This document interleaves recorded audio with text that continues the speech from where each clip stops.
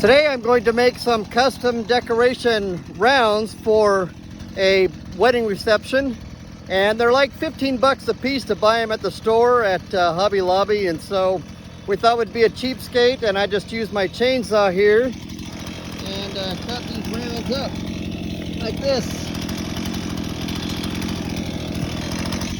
So I have to make 15 of them.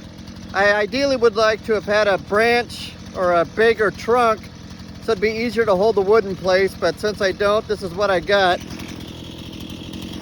This is the pile that I'm working from. So let me show you what I'm doing here. Just got my chainsaw here. And you need to make sure you have a nice sharp blade, otherwise it's not gonna work.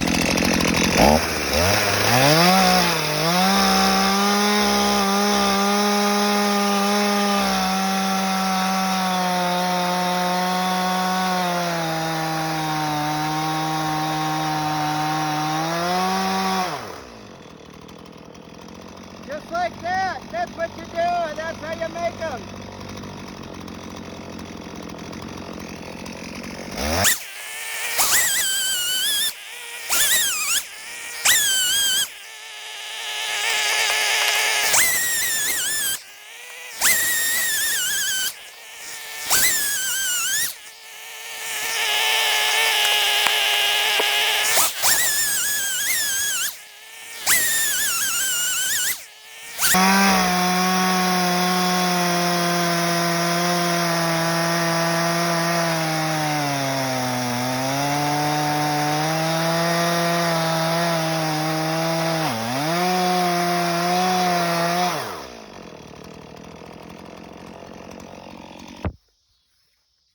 So there you have it.